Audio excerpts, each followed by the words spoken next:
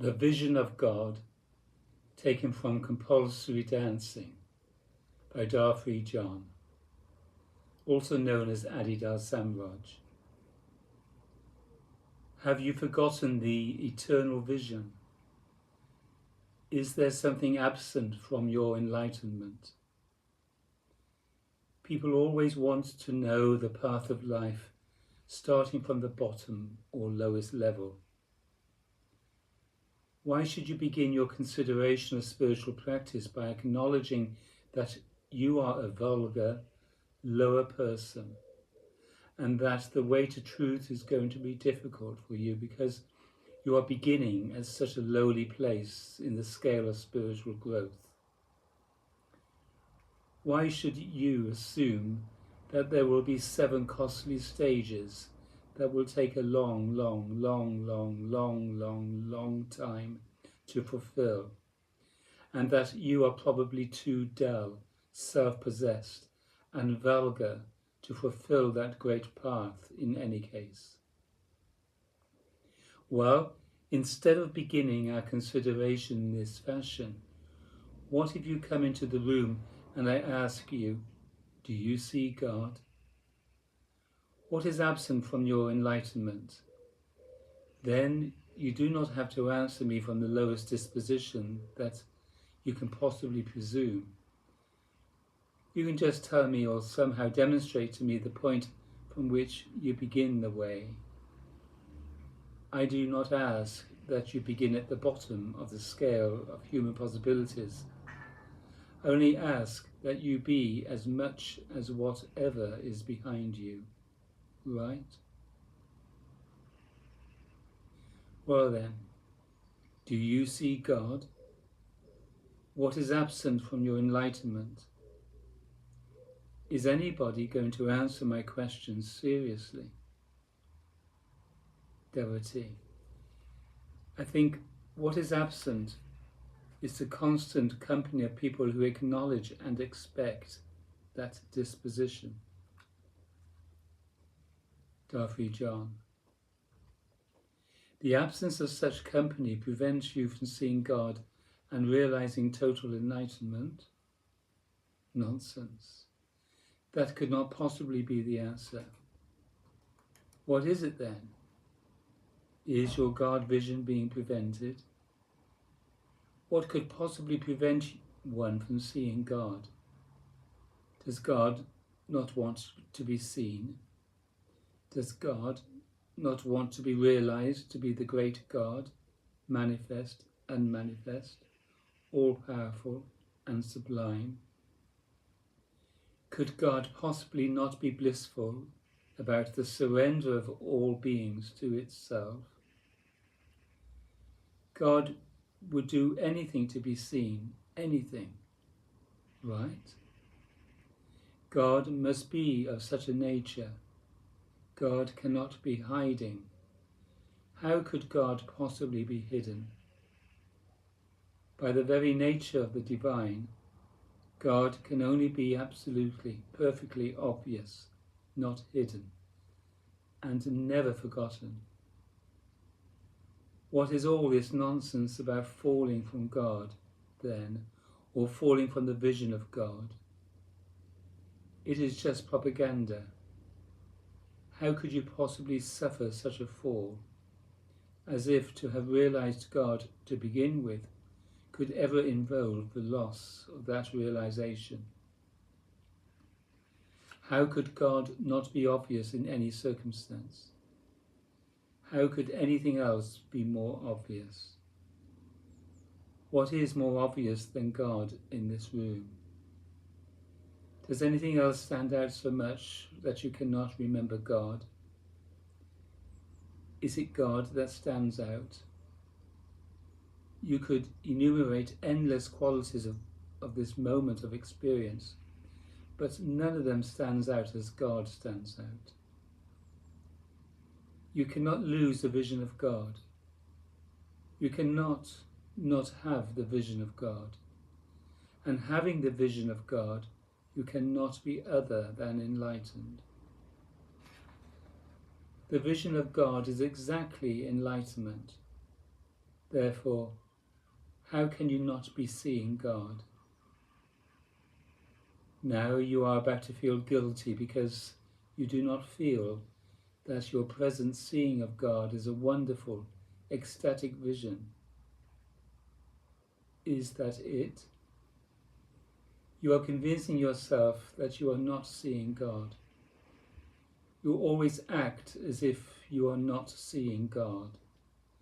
You feel that you are not seeing God, and yet God, being God, could only be obvious.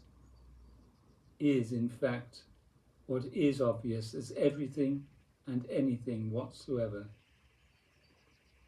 Can one do anything else besides have that vision? God being God. God can only be what is obvious. Nothing outshines God. Even anything in its apparent obviousness is nothing but the obviousness of God. Are you people capable of philosophy at all? Those who have seen God have the opportunity for wit and distraction because they are only having the vision of God. They are not serious anymore about the spiritual path that stands before the unenlightened. You are not other than enlightened. What could this manifestation possibly be but God? Without having to alter your perception, what could this possibly be but God? God is revealed not only in the fact that E equals mc squared, and all matter is therefore equivalent to energy. God is more obvious than that. What could this arising experience possibly be? You can reach into all the ultimates beyond even light, but in whom does it all arise? It is not that this existence is a puzzle for you to ponder and know about until you realize God. No, this is God. You can begin with and further develop negative interpretations of man and the world, but the only obvious phenomenon is God. When whatever is arising is nothing but the vision of God for you, then you are free. Then all the propositions others make to move toward their enlightenment, salvation, and ultimate realization will be nothing to you. You will be utterly released from fear, self-possession, and attachment. If you are seeing God, then see God. This is my recommendation. What else could I possibly recommend to you? You obviously do not have a problem. It should not be so difficult then to begin to practice the way from the point of view of the seventh state of life. It should not take long at all unless you continue to forget the vision and think that you do not have it. You forget that you are seeing God even in those moments. But once you realize that you are always seeing God and could not possibly do otherwise because there is only God, then what kind of serious path of experience would you like to create? The vision of God is not anything that cannot be acknowledged. It is always acknowledged. It must be acknowledged. How could it be otherwise? Do you think the living God is a demon who would insist that you always blunder from the bottom of possibilities toward the great reward? This path of experience sounds like something that only you would require of yourself. No great God would ever require this of you. It is just your own foolishness.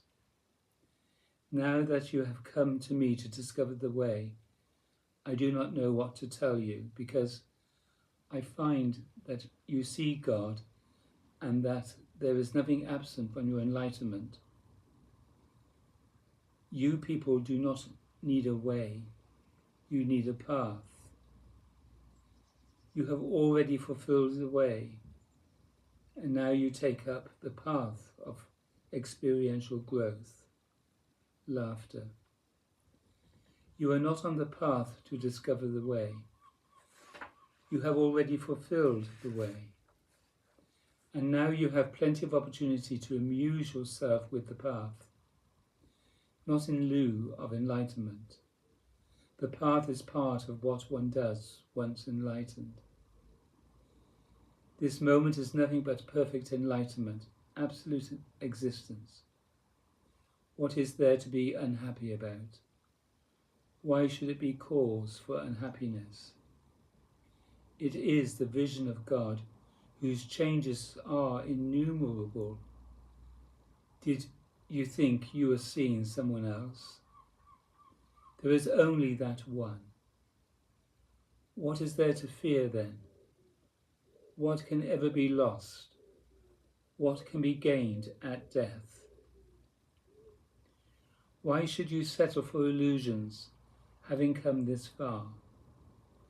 You are going to die in any case. Why should you settle for lies? Why not be serious and really see and worship God? Be real instead of seeking. Why should you spend your life seeking God? You should spend your life worshipping God. All propositions are nonsense other than the actual seeing and worshipping and realization of and surrender to God. What else could life possibly realize? There is no path to God. God is only obvious. Do you take what is before you to be God, or do you not? There are two ways you can live, based on either the affirmative or the negative response to that question. If all this is not God, you must proceed through a great adventure of experience, following many paths to the ultimate unknown. However, if it is God, there is only one way. What is it? To realize all this manifestation to be God is not to know what it is. It is to pass beyond the barrier of unenlightenment into God realization. It is to realize that which is intuited in divine ignorance, released from the craving for knowledge. Is all that is before you God, or is it not? What do you say? What about the fear and sorrow you are always proclaiming?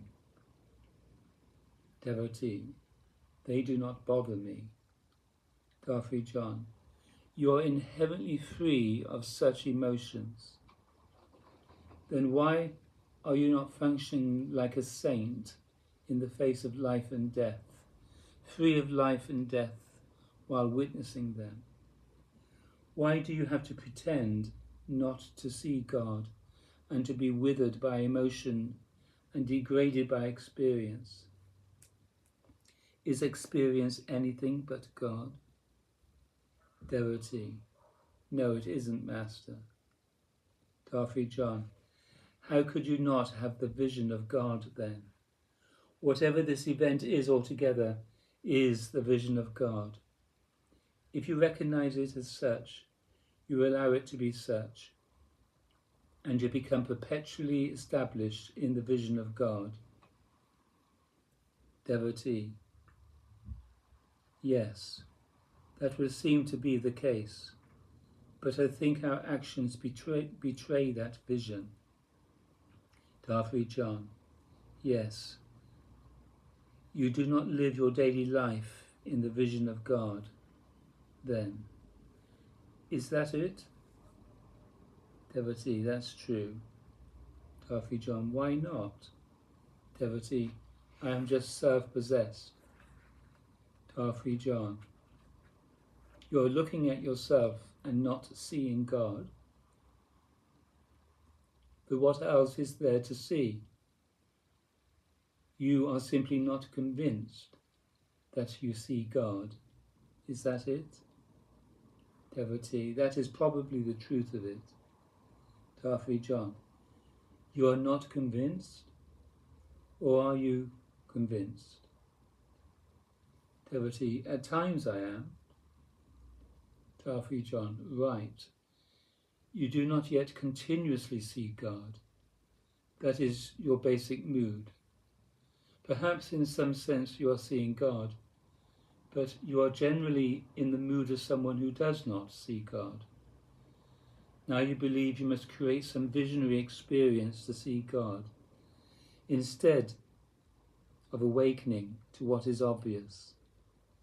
You think you must see something else, but what you have to see is God, not something else. Else is else. This is God. If you recognize it as such, then you could not possibly be anything but enlightened. Consider this. Must one have a vision to see God? Must one go through the 7 stages of life before one gets to see God? No.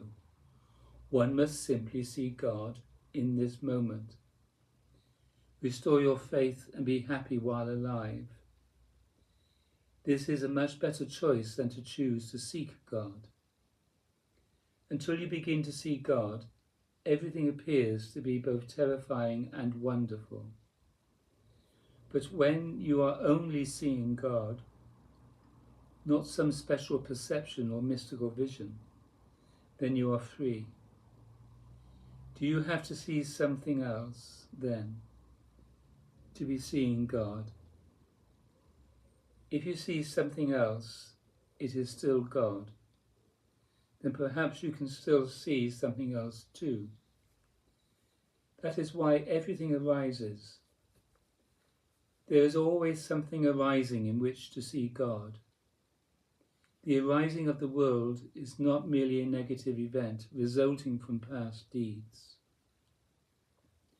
When you awaken truly, you see that everything, the entire universe, is the play of enlightenment. True enlightenment is realized in self-surrender, release of your dissociative tendency in the face of everything arising. Thus, you restore your associative tendency with everything. All the monks and all the seekers want to simplify everything, shave their bodies and renounce all association with the world. They want to dissociate in a manner that appears to lead to divine realization. Yet if God is realized, if there is only God, then one's associative disposition, not one's tendency to dissociate, is enhanced. Presently you want to go within, but you must turn to infinity. You want to go to one, but you must go to many. The one is already established. You think that if you find the one, all things will come to an end. But in truth, if you find the one, if you realize God, everything truly begins.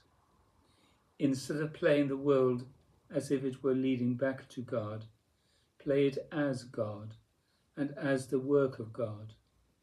How could it be anything else? The enlightened disposition is aligned with the associative tendency, the radiant quality, not inversion or suffering. The native capacity of God is radiant, all manifesting. This is God, not a place separated from God, not a moment away from God.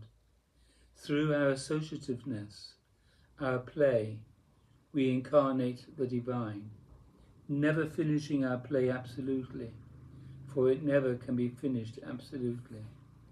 Thus, we are always inhering in God, functioning in our associative capacity while alive and remaining in God at death.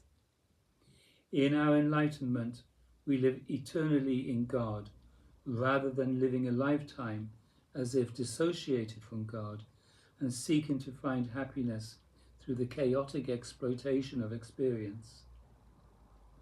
Therefore, if you really are to begin this way, you must begin it enlightened.